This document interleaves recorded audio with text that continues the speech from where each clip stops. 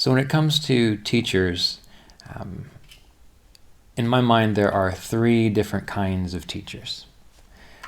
There is the teacher which is considered to be the awakener, and that is the teacher, the individual that can simply, with a look or with a touch, just wake you up. There is a teacher which is considered to be the reminder, which means that those are typically for individuals who just sort of forgot a little bit what everything was about. And that by listening to the teacher and applying what the teacher shares, the person just naturally remembers what's happening, what the meaning of life is, why we're here, how souls become involved with nature. And then there's another kind of teacher, which is also very important, and that is simply the individual who shares or maintains instructive material. So from this teacher you learn meditation techniques. From this teacher you learn how to live practices. They're not going to be able to just wake you up.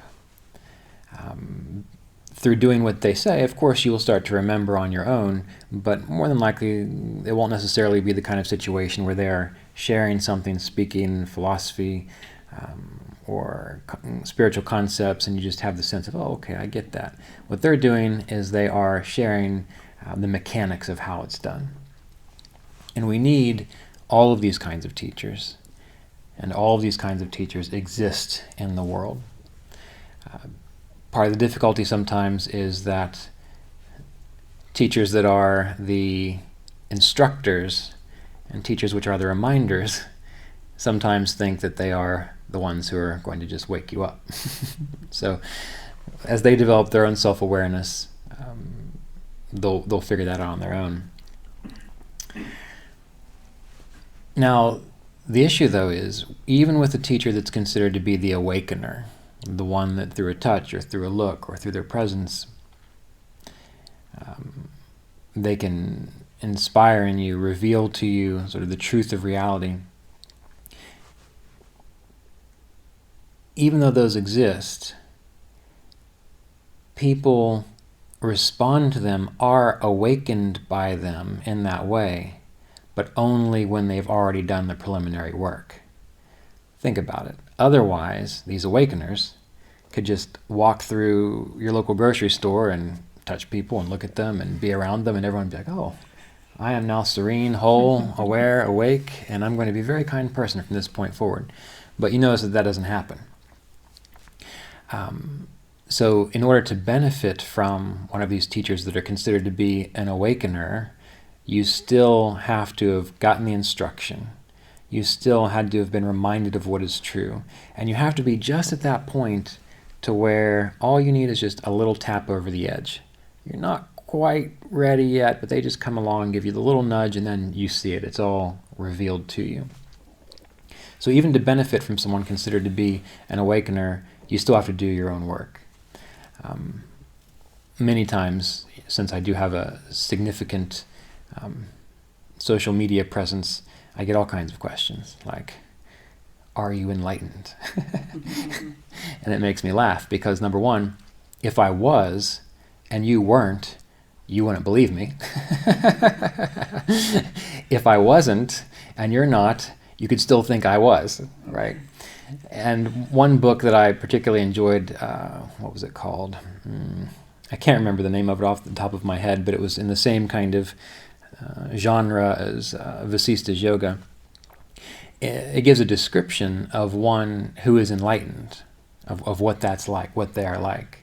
And it's wonderful. But then towards the very end of it, of that description, it says, but this is not for you to judge others about whether they are awake or not. This is simply for you to figure out for yourself, where are you?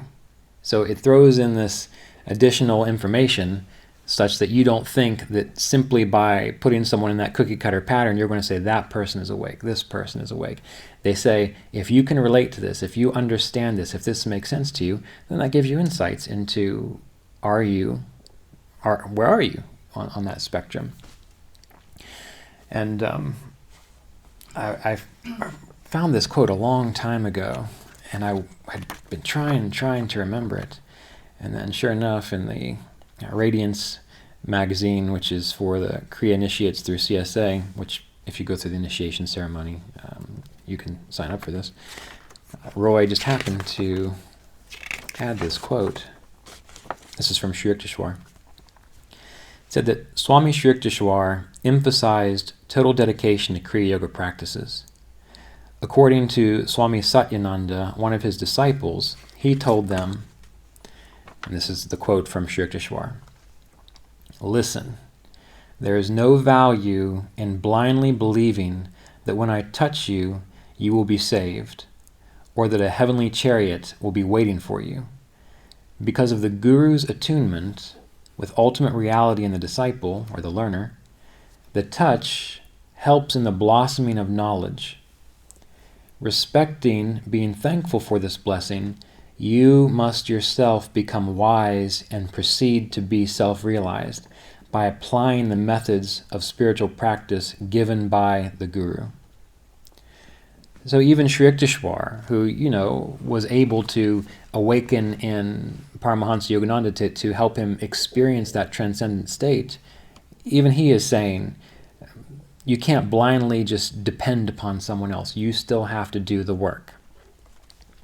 And when it comes to this idea of attunement, this will come up over and over and over again. Many people think attunement means you get a picture of your teacher and you just proclaim your undying love and you meditate on that picture, or you try to spend time with your teacher as much as possible because you have this strong sense of devotion.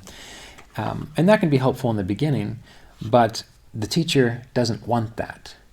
The teacher, the spiritual teacher, wants you to do what he or she did, such that you can have the direct experience, in the same way that a healthy-minded parent wants their children to grow up and get out of the house, right? That's what a healthy-minded parent wants. The healthy-minded parent doesn't want this kid to be living at home all the time, being dependent. They want the child to be strong and able to take care of themselves. And I understand that different cultures are different. I understand that in some countries, kids can live with their folks forever. But that's fine as long as the kid still can take care of his or herself. And if the child goes away, the parent has their own life to live.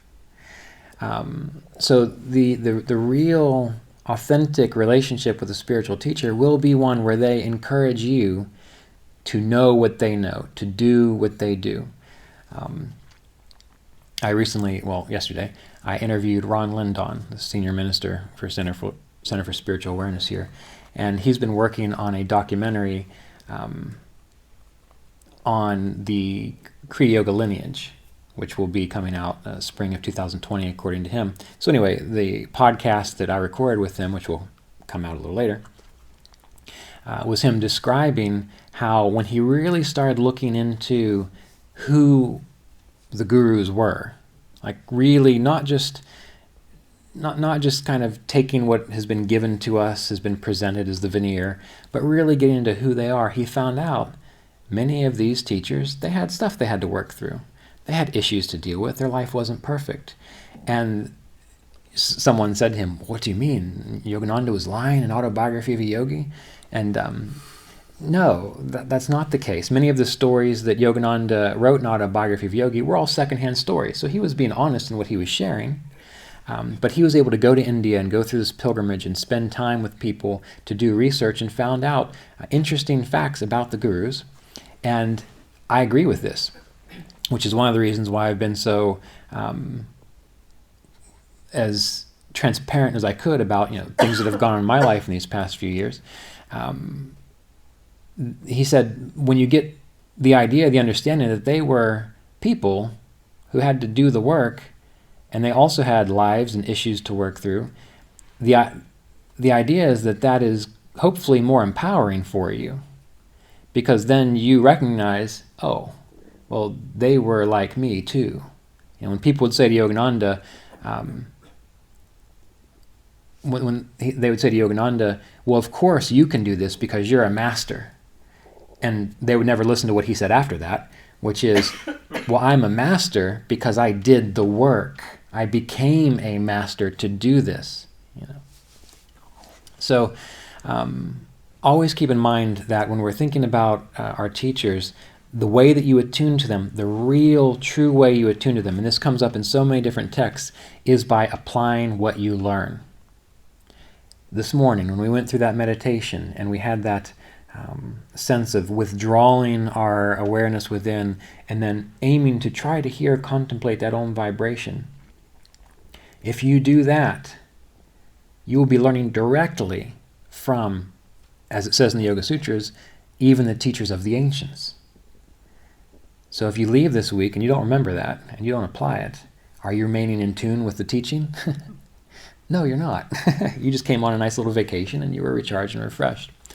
So to attune to a guru, and this even comes up in Lahiri Mahasaya's, I think it's called the Guru Gita, and he keeps talking about learning from the guru. But if you read between the lines, he is not talking about a specific person. He's not. He's talking about that infinite intelligence, which maybe the teacher has a better capacity to try to translate for you. But the focus is on always attuning to this, and he always associates that guru with meditating on, contemplating Om, the Om vibration. So we have these different kinds of teachers, and they can often play multiple roles. Someone who is an awakener, if they see that an individual does not yet have the capacity or the readiness to experience that clarity, then what will they do? They will just share information, and they'll say, all right, well, am I able to remind them? And then they get the sense of it. And if that's not the case, then they'll be able to say, look, quit worrying about it, you just sit down and meditate. I'll say, yes, but what about this philosophical point? I'll say, forget it, just sit down and meditate. Because when someone simply just needs instructions in the basics, even though they might have a good mind for thinking about things, that's not going to remind them, because it's just going to keep them in this loop of more concepts and ideas. So there are these three different kinds of teachers. And this brings me to the idea of what is a meditation group, or what is a meditation group gathering that is right or healthy or supportive of self-realization, God realization, or more specifically, greater spiritual awareness.